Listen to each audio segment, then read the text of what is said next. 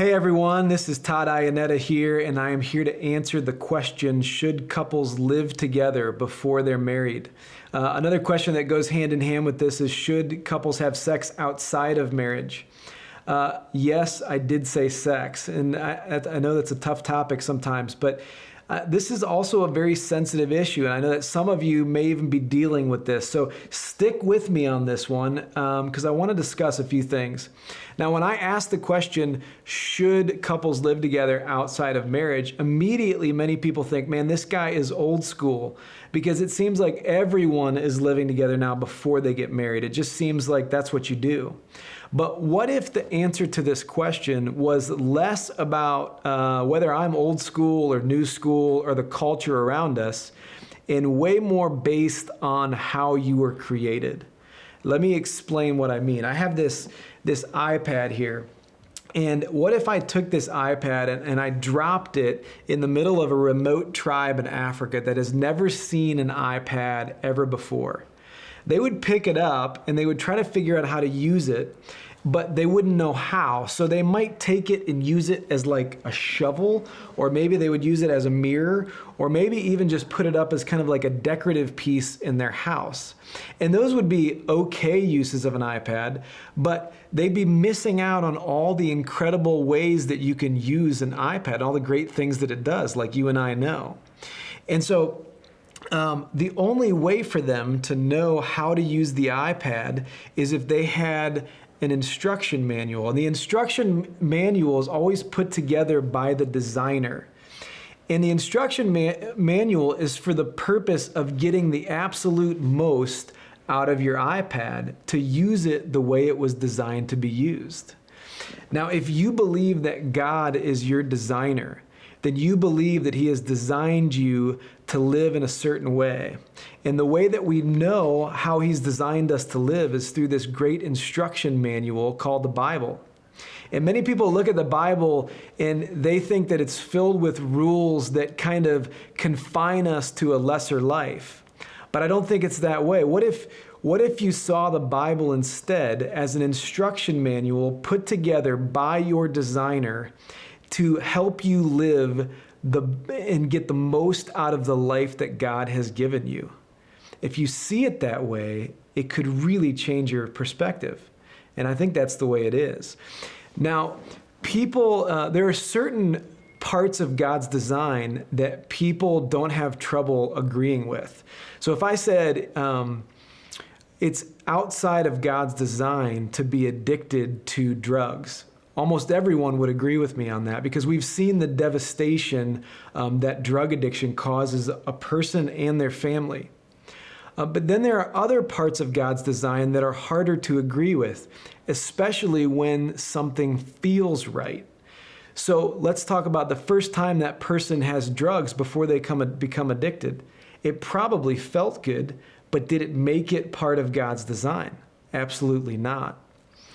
Just because something feels right doesn't mean it's a part of God's design.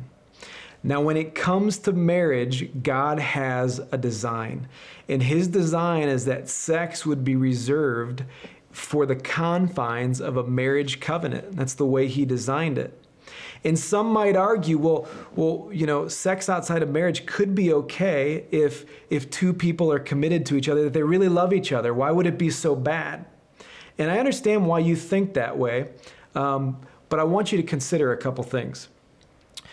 First off, the marriage is an interesting thing, because a lot of people think that living together before they're married is a great way to test out compatibility before they actually commit to each other. It's kind of like a try before you buy type of mindset. And there's a lot of logic to that makes sense, except for the fact that that kind of mindset is the opposite of the way God has designed marriage to be. Because you see, in Ephesians 5, what it says is that marriage was designed to reflect Christ's relationship with the church. And Christ's relationship with the church was not based on anything we did for Him. It says in the Bible, while we were yet sinners, Christ died for us. And so it's not a consumer relationship where we do something for Him and then He dies for us. He commits to us in this covenant, and he's not going anywhere. His love for us doesn't change. And that's the way marriage was designed to be. It's not a consumer relationship where you see if that person kind of meets your needs, and if they do, you love them back. Instead, it's a covenant. It's a promise that no matter what that person does, from that point on, you're never going anywhere. And so sex within marriage becomes a completely selfless act, not a selfish one. It's a giving to that other person. And what happens is that when part of the selflessness of sex is that you would actually wait until your wedding day, because it's at that point that you fully commit yourself to the spouse that God has given you. And that's a great thing. There's also a statistic that I found, and it goes like this. Couples who actually live together before they're married have a 46% higher chance of getting a divorce later on. And this kind of only further proves that God's design is a pretty good system. It does work. All right, I think one of the reasons God designed sex to be within marriage is because of his extremely high view of marriage. In Genesis 2, when God created the first man and woman, he created a married couple. And in the first marriage ceremony, it says, a man shall leave his father and mother and cleave unto his wife, and the two shall become one flesh. And one flesh right there is the first time the Bible actually talks about sex. And one flesh, it doesn't say, and the two shall get it on, because God doesn't see sex as like this fun, pleasurable thing that you just do with anyone you want. He sees it as sacred, and so he calls it one flesh. And I believe that God has designed this one flesh, this act, to be the way that a couple fully commits and gives themselves to each other. And so sex becomes way more than just a physical thing. It's an emotional connection. It's a spiritual connection that you have with the other person. And that is why he's reserved it for the marriage covenant, because it is so sacred. It is so precious to him that he's reserved it only for marriage. Now, many people think that God is kind of a cosmic killjoy, and all he wants to do is give us this list of rules that kind of keep us from enjoying life. But I actually think it's the opposite. I think that he's created boundaries within his design to give us more joy and more life. Now, for you animal lovers, I've got this fish right in this tank here. And this fish, what if I told you that I was bothered by the fact that the fish in here is confined to this fish tank? And it just bothers me that he has to be in this tank and he's confined to this water, because there's so much more life outside of the water that this fish could experience. And what if it bothered me so much that I took this fish out of the water and I just set it like right here on the table and watched it flop around? You would hate me. You'd be upset with me. Why?